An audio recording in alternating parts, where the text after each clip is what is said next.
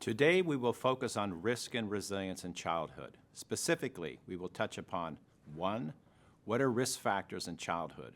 How do they negatively affect child development outcomes? 2. What is resilience? Why do some children develop resilience and others do not? 3. How do social emotional skills enable children to navigate risk and develop resilience? Risk factors are conditions that increase the likelihood of poor outcomes.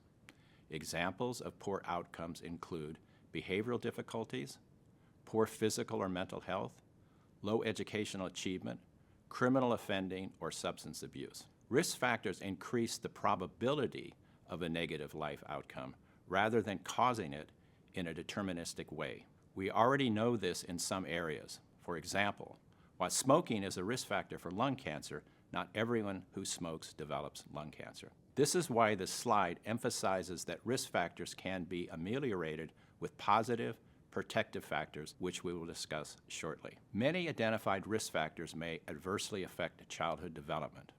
Poverty, parental depression, toxic parental stress, family conflict or violence, emotional neglect, or alcohol and other drug use, especially during pregnancy, among others. Resilience may be defined as the attainment of desirable social outcomes and emotional adjustment despite exposure to considerable risk.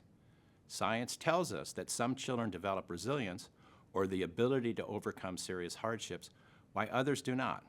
Understanding why some children do well despite adverse childhood experiences is crucial because it can inform more effective policies and programs that help more children reach their full potential. Here are the basics. Children build resilience over time through experience. It is the result of a combination of protective factors. Neither individual characteristics nor social environments alone are likely to ensure positive outcomes for children who are exposed to prolonged adversity or risk. It is the interaction between biology and environment that builds a child's ability to cope with adversity and overcome threats to healthy development. Research has identified a common set of factors that predispose children to positive outcomes in the face of significant adversity. These counterbalancing factors include supportive adult-child relationships, sense of self-efficacy and perceived control, opportunities to strengthen adaptive skills and safe regulatory capacities, sources of faith, hope, and cultural traditions. Let me illustrate these points with a quick example. A student at Notre Dame who is from India was born with a visual challenge. She was blind, unable to see at birth. As she was growing up, many doctors and teachers told her parents to temper their expectations that she would never be able to attain very much. Her parents did not listen and, instead, became her champions, encouraging her at every step of the way in school, in extracurricular activities such as music. She developed a beautiful voice and sings now in the university choir. Her parents encouraged her to apply to universities in the USA. In my class, she had special aids that allowed her to listen to readings, so the university also enabled her progression. She mapped out the route from her dorm to each of her classes on campus, practiced walking there with her white cane, and identified a place where she could stand before the classroom was open.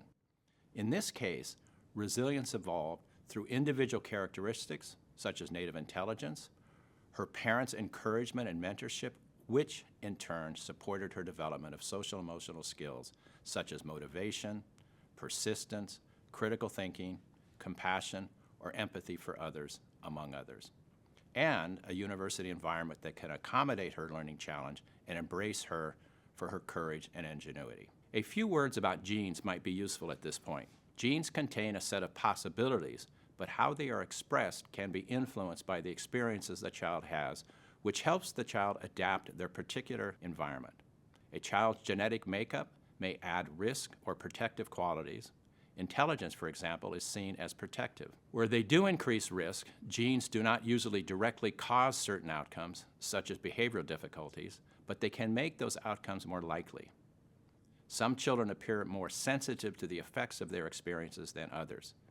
This partially explains why not all children facing a similar risk have poor outcomes. Another important part of understanding individual differences in outcomes relates to the cumulative effect of risk.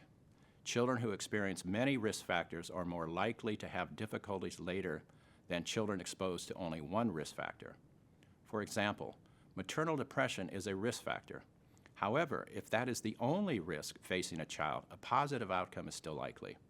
When other risks are also present, such as poverty or a lack of social support, negative outcomes are much more likely. As the number of risks increases, the strength of each risk factor tends to increase. Protective factors also operate cumulatively, with children who experience many protective factors having significantly better adolescent outcomes. To sum up, the balance between the number of risk and protective factors children experience increases the likelihood of a good or poor outcome. Genes play a part, but experience influences how they are expressed. High numbers of risk factors with few protective factors lead to a greater likelihood of adverse outcomes. Conversely, the more protective factors there are during children's early years and the fewer risk factors, the more likely it is that children grow up into the thriving adults they are meant to be.